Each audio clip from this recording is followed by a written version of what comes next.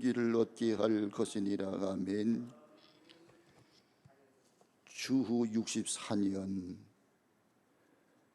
초대 그리스도인들에게는 잊을 수 없는 해입니다.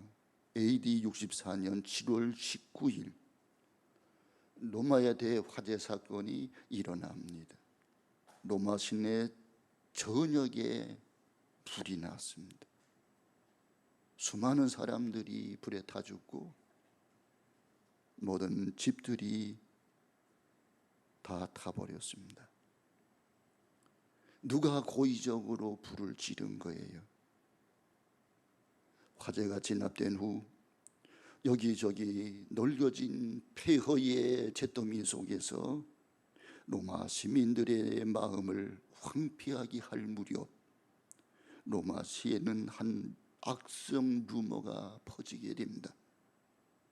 그것은 당시에 로마 제국의 황제 네로가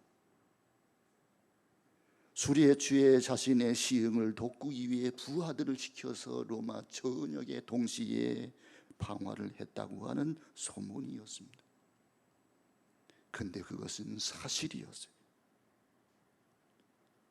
네로가 로마 시내를 불태우면서 즐거워했습니다. 네로는 이 소문을 잠잠케 하려고 백방으로 노력을 해봤지만 효과를 거두지를 못해요. 그래서 희생양을 찾았습니다. 그 희생양으로 등장한 것이 크리스찬들이었어요. 크리스찬이 로마 시내를 불질렀다. 그리스도인들은 반사회적 사람들이다. 로마의 황제를 숭배하지 않는다. 크리스찬들은 반정부 사람들이다. 그러면서 그리스도인들에게 프레임을 씌웠어요.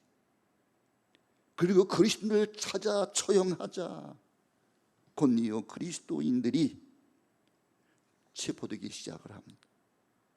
수많은 크리스찬들이 처형이 됩니다. 사죽 속에 던져지게 됩니다. 살아남은 그리스도인들은 카타콤의 동굴로 스며들기 시작을 했고, 적지 않은 로마에 살고 있던 수많은 그리스도인들은 목숨을 보존하기 위해서 해외 여러 지역, 소아시아 지역으로 흩어지게 된 거예요. 소아시아는 지금의 터키입니다.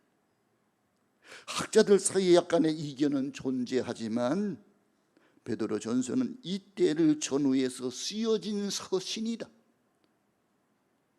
로마의 네로 황제의 극심한 크리스찬 박해 사건 내에 흩어진 교인들을 위로하고 희망을 주기 위해서 쓴 편지가 베드로전서 후서인 것입니다.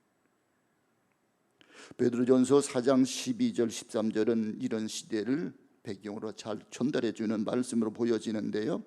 우리 베드로전서 한번 4장을 찾아보십시다. 4장 12절 13절을 같이 읽겠습니다. 사랑하는 자들아, 너희를 연단하려고 오는 불시험을 이상한 일 당하는 것 같이 이상히 여기지 말고 오히려 너희가 그리스도의 고난에 참여하는 것으로 즐거워하라.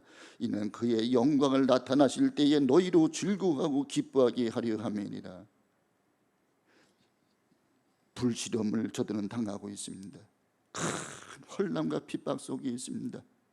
사랑하는 자들아, 이 오는 불시험을 이상히 여기지 마라.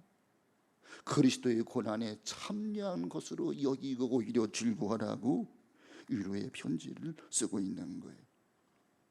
이제 흩어진 자들이 어디에 숨어 있었습니까?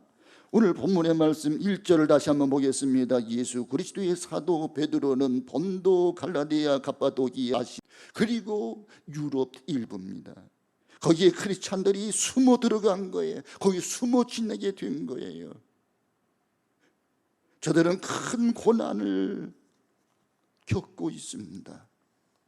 신앙의 바퀴로 흩어진 그리스도인의 공동체, 그들을 격려하기 위해 쓰여진 편지가 베드로전서 후서인 겁니다. 그들은 아시아, 유럽에 숨어 있었습니다. 어려움을 겪고 있습니다. 발각이 되면 저들은 처형을 당합니다. 이 극심한 환난 속에 저들에게 희망의 메시지를 주기 위해서 쓴 위로의 편지가 오늘 본문의 말씀인 것입니다. 그래서 여기 아시아와 비두니에 흩어진 나그네, 신앙의 밖으로 흩어진 그리스도인들의 공동체를 격려하기 위해서 이 편지를 쓴 거예요. 이 편지의 주제는 희망입니다. 이런 시대의 어둠 속에도 우리가 희망을 가지고 살아야 한다는 거예요. 오늘날 우리들이 얼마나 큰 시험을 겪고 있습니까? 정치적인 고난, 경제적인 고난, 종교적인 고난, 무조건 하고 예배부터 폐하는 이 시대가 돼버렸습니다.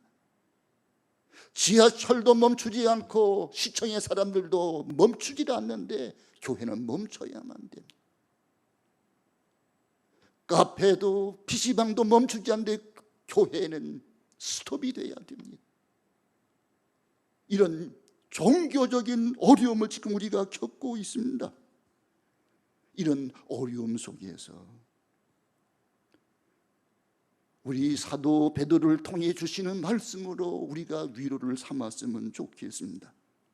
우리가 경험하는 고난에도 불구하고 교회는 희망의 공동체가 되어야만 합니다. 그래야 절망 속에 있는 자들에게 희망과 비전을 줘야 돼요.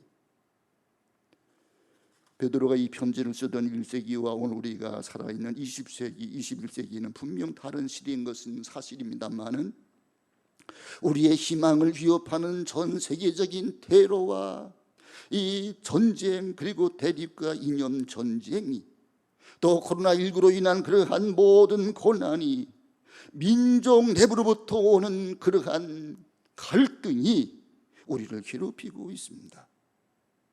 그리고 기독교에 대한 세상의 조롱과 백화가 이 세계 도처에서 기승을 부리고 있는 이때에 여전히 희망은 우리가 갈구하는 목표가 아닐 수가 없습니다.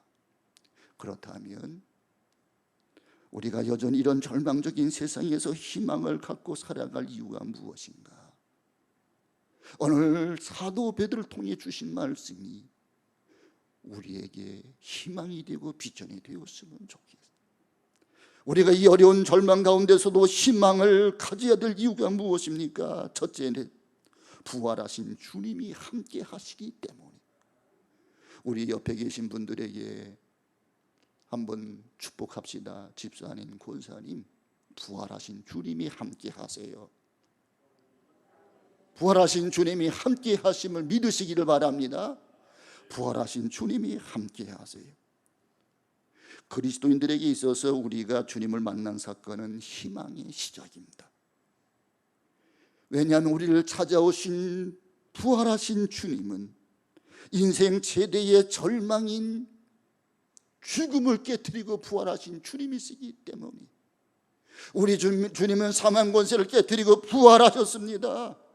오늘 말씀 3절을 다시 한번 같이 읽겠습니다. 3절 말씀, 우리 주 예수 그리스도의 아버지 하나님을 찬송하리로다. 그의 많으신 긍휼대로 예수 그리스도를 죽은 자 가운데서 부활하게 하심으로 말미암아 우리를 거듭나게 하사 산소망 있게 하시고, 그 부활하신 주님을 내 인생의 주님으로 모셔드린다면 우리는 새 생명을 선물로 받게 되어지고, 그 결과로 우리는 새로운 소망, 살아있는 소망을 소유하게 되었다고 이렇게 3절에 베드로는 증언하고 있잖아요. 그가 우리를 찾아오시고 우리를 거듭나게 하신 이유가 뭐냐? 우리를 향하신 그 많으신 하나님 아버지의 긍휼이 많으신 때문이라고 그렇게 말씀합니다. 그 하나님의 긍휼이 어떻게 나타났느냐? 예수님을 이 땅에 보내시고 그 예수님이 십자가 달려 죽게 하심으로 우리의 모든 죄를 청산하시고 그 예수님을 부활시키심으로 우리에게 살아있는 소망을 주시게 되었다는 말씀이에요. 소망 없이 살고 있는 인생을 불쌍히 여기신 하나님이 하나밖에 없는 독생자 예수 그리스도를 이 땅에 보내주셨어요. 그 예수님이 죄인들을 섬기고 죄인들을 치료해주고 하나님 나라를 확장해 주시다가 당신이 십자가 달려 죽지 않으면 인간들의 죄가 속죄함을 받을 길이 없기 때문에, 이게 하나님 아버지의 거룩한 뜻을 알기 때문에 예수님은 십자가를 지러 예루살렘에 올라가셨고요. 그리고 십자가에 달려 죽으신 거예요. 그리하여 우리의 죄와 죽음과 심판의 문제를 그분이 해결해 주신 거예요. 내가 진실로 진실로 너희에게 이르노니 누구든지 나를 믿고 나 보내신 자를 믿는 자는 영생을 얻었고 심판에 이르지 아니하나니 사망의 생명으로 옮겼느니라. 그래서 우리에게 살아있는 소망을 주신 것입니다. 부활하신 예수님이 절망 가운데 있는 제자들, 저들을 찾아오셨습니다.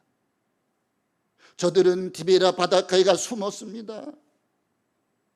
모든 사명을 잃어버리고 낙심하고 절망 속에 빠져 있었습니다. 그때 디베라 바닷가를 찾아가신 예수님, 베드로를 만나주세요.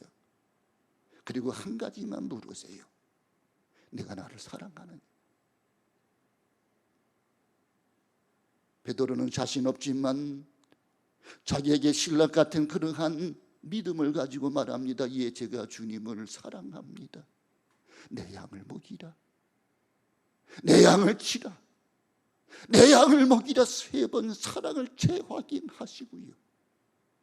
예루살렘을 떠나지 마라. 약속하신 성령을 기다려라. 그리고 기도해라. 그래서 예루살렘을 떠나지 아니하고 성령을 기다리며 마가의 다락방에 모여서 120문도가 기도하다가 급하고 강한 바다 같은 성령, 불의 같이 갈라지는 성령을 받고 저들이 다 사명자가 되었던 거예요. 우리가 예수님을 나의 구주와 주님으로 영접하는 순간 우리는 거듭나게 되는 거예요. 내 지식으로 거듭나는 게 아니에요. 우리 마음이 착해서 거듭나는 게 아니에요. 거듭남이, 구원이 우리에게 있지 않아요. 그분에게 구원의 능력이 있어요. 그분을 내가 모셔드릴 때에, 내 속에 예수님을 나의 구주와 주님으로 영접할 때에 물과 성령으로 거듭 태어나게 되는 것입니다. 우리가 육신으로 태어날 때는 우리는 죄로 말미암아 절망을 안고 태어난 거예요. 그런데 우리가 불과 성령으로 거듭날 때, 영적으로 거듭날 때는 이제는 희망을 가지고 태어나는 거예요. 사도 베드로는 이 소망이 우리가 세상을 살면서 경험하는 거짓됨이나 일색인 소망과 차별화시키기 위해서 그렇게 말씀합니다. 긍휼이 많으신 하나님이 예수 그리스도를 부활케 하심으로 너희들에게 살아있는 소망, 산소망이 되게 하셨느니라. 이 산소망, 살아있는 소망, 우리에게도 그 소망이 부어졌음을 여러분 믿으시기를 바랍니다. 이 소망은 진지한 소망이고요, 영원한 소망이고요, 죽을 수 없는 살아있는 소망인 것입니다. 영국의 목공소에서 일하던 가난한 청년이 전도를 받고 예수님을 영접했습니다. 갑자기 그 마음속에 소망과 의욕이 넘쳐나게 되었습니다. 열심히 한 10년 일하고 난 후 드디어 가구 제조업을 이제 경영하는 사장이 되었습니다. 이제는 돈도 명예도 갖게 되었습니다. 어느 날 그가 자기 공장 뒤편에 있는 언덕에 올라 산책하다가 널찍한 바위를 발견하고 걸터 앉았습니다. 그리고 마을을 내려다 보았습니다. 갑자기 그의 마음속에 밀려오는 행복감을 느끼면서 그가 이런 작은 행복을 누리고 있으면 자기가 걸터 앉고 있는 이 바위가 자신을 편안히 받쳐주고 있음을 깨닫게 돼요. 그리고 그 순간 그에게 자신의 인생을 떠받쳐주는 바위 같은 존재가 누구신가를 생각하게 됩니다. 아, 그분이 예수님이시구나. 예수님이 나를 인도해 주셨구나. 여기까지, 지금까지 인도해 주셨구나. 그리고 그는 종이 한 장을 꺼내 시를 쓰기 시작을 해요. 그 시가 찬송가 488장 에드워드 모트 그분의 시예요. 그 시는 1절 이렇게 되어 있습니다. 이 몸의 소망 부인가 우리 주 예수뿐일세. 우리 주 예수밖에는 믿을 리 아주 없도다. 굳건한 반석이시니 그 위에 내가 서리라. 그 위에 내가 서리라. 우리 그 찬송 488장 1절 2절을 한번 같이 불러보겠습니다.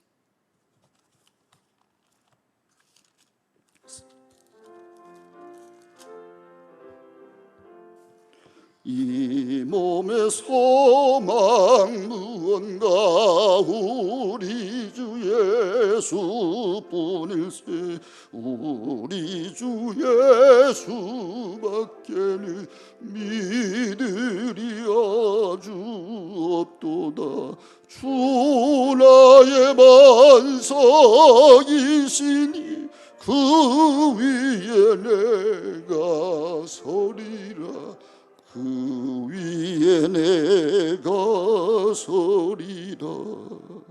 무섭게 바람 부는 맘 물결이 높이 설렐 때 우리 주 예수밖에는 줄 줄이라.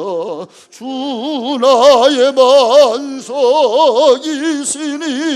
그 위에 내가 서리라. 그 위에 내가 서리라. 이 찬송시를 춘원 이광수 선생이 번역을 했어요. 이 가사를 본 순간 그에게 감동이 되었다고 그래요.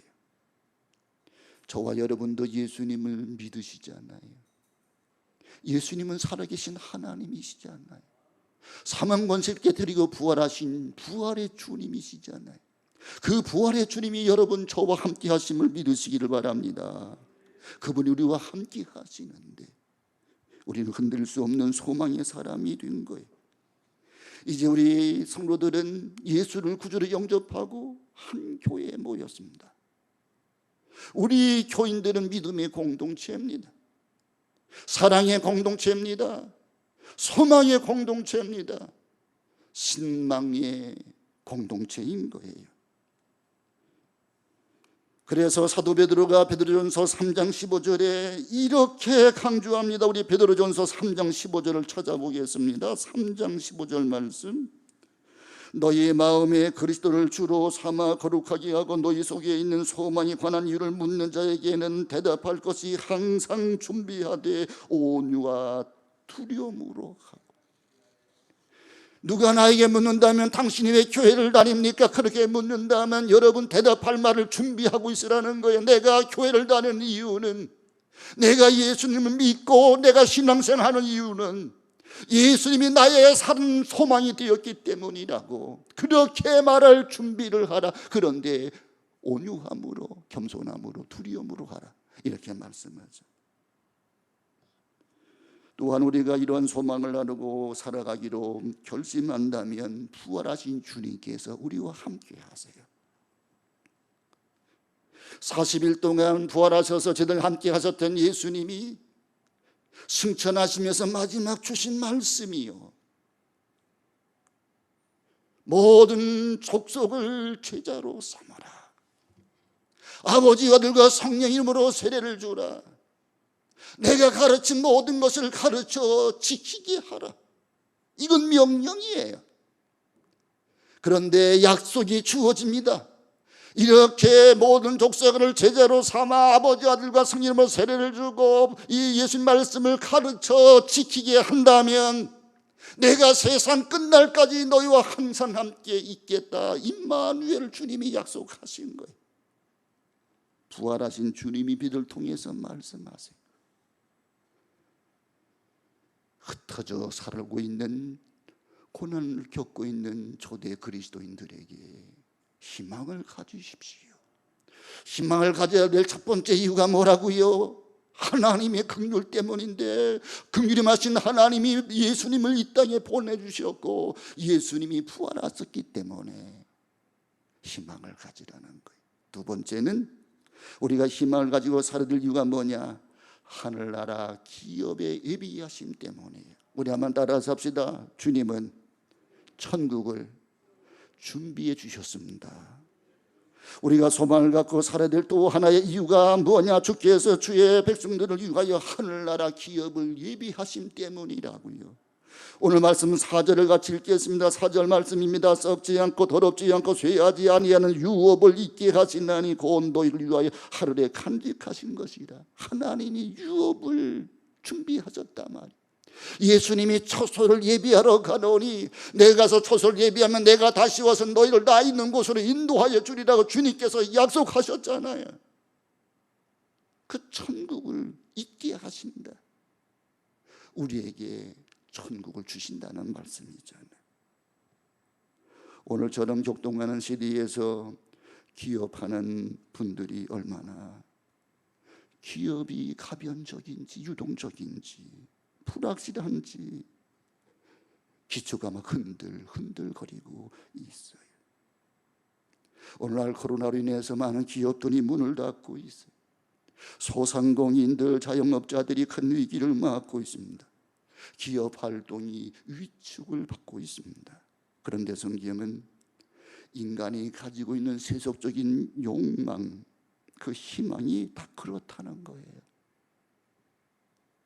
한 세기 전까지만 하더라도 무너질 수 없다고 생각한 기업들, 큰 기업들이 어느 날 보니까 없어져 버린 거예요. 그런데 성경은 천국 기업만은 썩지 않고 더럽히지 않고 쇠할 수 없는 기업이라고 말합니다. 왜냐하면 세상은 비바람 불고 창수가 나요. 비는 위에서 내리잖아요. 바람은 옆에서 불잖아요. 창수는 밑에서 솟아나잖아요. 그래서 언제 어떤 시험이 올지 어떻게 기업이 무너질런지 몰라요. 근데 하늘나라의 기업은 더럽히지 않고 쇠하지 않는 영원한 기업이다. 그 기업을 우리로 하여금 있게 하신다, 들어가게 하신다고 그렇게 말씀하잖아요. 거기에는 비바람 불고 창수가 나는 그런 시험과 고난이 없는 거예요. 우리는 과연 천국 기업의 소망을 가지고 살아가십니까? 아니면 아직도 썩을 것이고 더럽힐 것이고 사라져 버릴 세상 기업에 미련을 두고 살아가고 있습니까? 그래서 낙심하고 절망합니까? 그렇다고 제가 오늘 기업 활동하는 분들의 의욕을 꺾고자 이런 이야기하는 게 결코 아니에요. 우리가 세상에 살아가는 동안 우리 주님이 함께 하시고 베풀어 주시고 은혜를 주셔서 지켜주시고 창대케 하시고 번성케 하시는 약속도 성경은 말씀하잖아요. 근데 거기에 올인하지 말라는 거예요. 거기에 너무 몰두하지 말라는 거예요. 그것은 언젠가는 없어지는 것이라는 거예요. 우리의 궁극적인 관심은 뭐냐? 천국이라는 거예요. 하늘나라의 소망을 두고 살아가라는 겁니다. 우리의 궁극적인 소망만은 거기에 두어야 된다는 말씀이잖아요. 저는 오히려 이 소망을 이 땅에 두지 아니하는 분들의 기업이 훨씬 자유롭게 되고 욕심 없이 섬김의 정신으로 기업을 할 수 있다면 잘 되리라고 믿습니다. 아까 불렀던 488장 찬송 이 작사한 에드워드 모트라는 분이라고 그랬잖아요. 그는 천국 소망을 가지고 욕심 없이 가구업을 하다 보니까 사업이 잘 되는 거예요. 번성하게 되는 거예요. 그러나 그런 이 천국 소망을 이웃들에게 더 많은 기회를 가지고 전하고 싶다는 열망 때문에 그의 나이 55살에 그의 기업과 재산을 정리한 후에 교회당을 짓고 침례교 목사가 되어서 복음을 풀타임으로 전하는 일에 20년 동안 헌신하게 됩니다.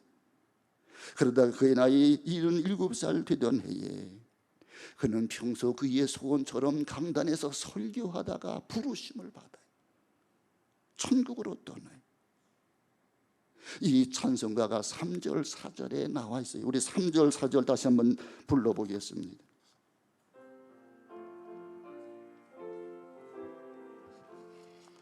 세상에 믿던 모든 것 끊어질 그날 되어도 구주의 언약 미서와 내 소망 더욱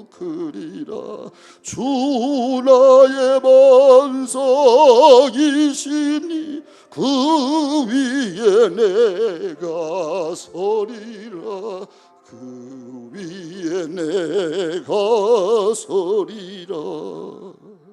바라던 천국 올라가 하나님 앞에 배울 때 구주의 은을 힘입어 여시바로 서리라.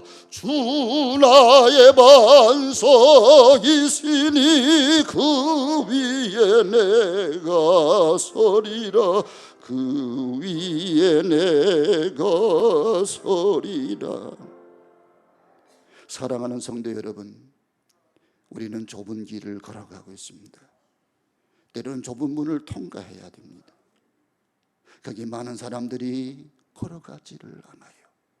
그래서 홀로 걸어가는 느낌을 받아요. 힘들다고 외롭다고 느낄 수도 있어요.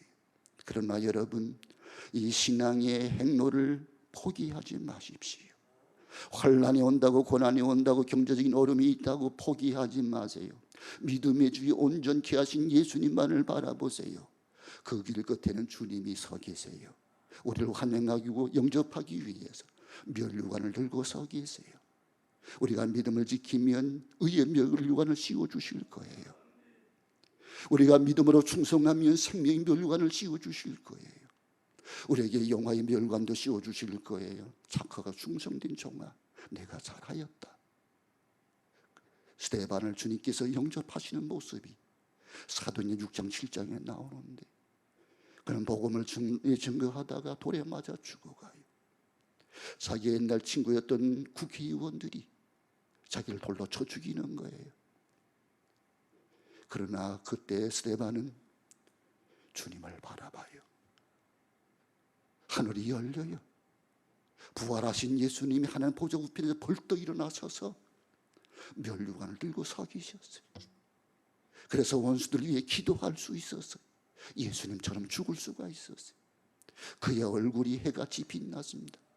그 얼굴을 천사의 얼굴이라고 사도행전 6장에는 말씀하고 있는 거예요. 천국의 소망, 이 소망이 있으므로 우리는 고난의 시대를 의연하게 살아갈 수 있는 거예요. 마지막 세 번째는 우리가 희망을 가져야 될 이유가 뭐냐? 하나님의 능력이 보호하심 때문에. 우리 한번 따라서 하나님의 능력, 하나님의 보호하심, 하나님의 능력으로 우리를 보호하시기 때문이라고 베드로는 위로하고 있는 거예요. 우리가 소망을 갖고 살아야 될 또 하나 이유가 뭐냐? 하나님 능력이 우리를 보호하고 계시기 때문이에요. 성도들에게 주어진 궁극적인 소망은 천국 소망입니다. 그러나 주님은 우리에게 천국을 보장해 주신 다음 이 세상에 우리의 모습이 어떤 모습으로 살아가든지 그냥 내버려 두시는 하나님이시냐? 아니라는 거예요. 그는 우리에게 선물로 주신 우리의 구원이 흔들리지 아니하도록 우리를 하나님의 능력으로 보호해 주신다는 말씀이에요. 누가복음 22장 31절에 보면 사단 마귀가 베드로를 청구합니다. 시험을 받고 넘어지도록 흔들어 버립니다. 시몬아 시몬아, 사단이 밀가부로 하려고 너희를 청구하였으나, 그 다음이 중요해요. 그러나 내가 너를 위하여 믿음이 떨어지지 않기 위하여 기도했노라. 이렇게 주님이 말씀하세요. 사단은 자꾸 우리를 청구합니다. 이런저런 사건을 통해서, 어려운 환경과 그러한 사건을 통해서 우리를 자꾸 청구해요. 사단이 청구할 때 까부린 그런 모습을 여러분 상상을 해보세요. 키에다 올려놓고 까부르면 알곡은 안으로 모여들지만은 쭉정이는 다 바깥에 나가 떨어지는 거예요. 바람이 불면 나가 떨어지는 거예요. 그럼 불태워지는 거예요. 우리는 알곡 신자가 돼야 돼요. 힘들다고요, 낙심하고 절망하지 마세요.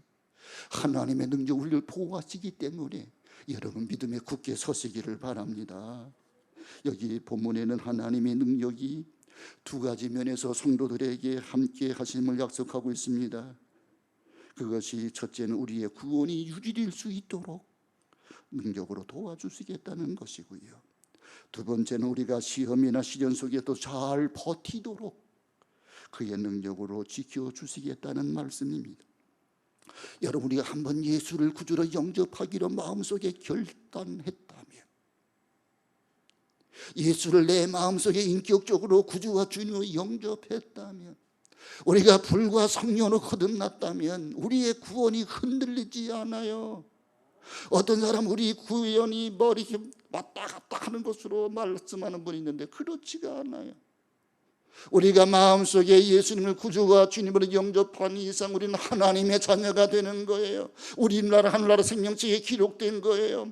하나님의 나라는 힘들고 어렵지만 점점 확산되는 거예요. 고난 가운데도 하나님 나라는 확장되게 되어 있는 거예요. 우리의 연약한 믿음이 때로는 고난과 시련 때문에 흔들리고 방황할 수는 있으나 우리의 구원이 없어지는 건 아니에요. 왜냐하면 하나님의 능력으로 우리를 붙들고 유지하고 계시기 때문인 겁니다. 요한복음 10장 28절에 그 말씀을 하고 있어요. 내가 너희 영생을 주노니 영원히 멸망치 아니할 터이요 또 저희를 내 손에서 빼앗을 자가 없느니라. 오늘 5절 말씀을 같이 읽겠습니다. 5절 말씀, 너희는 말씀에 나타나기로 예배하신 구원을 얻기 위하여 믿음으로 말미암아 하나님의 능력으로 보호하심을 받았느니라. 하나님의 능력으로 보호하심을 받았느니라. 이렇게 강조하잖아요. 구원을 얻기 하시려고 하나님의 능력으로 우리를 붙잡아 주신다는 말씀이에요. 이것을 신학에서는 영원한 안전 성도의 견인이라고 부릅니다. 그러나 하나님의 능력은 또한 우리가 이 세상을 살아가는 동안 우리가 경험한 온갖 시험과 시련을 버티도록 도와주시는 거예요.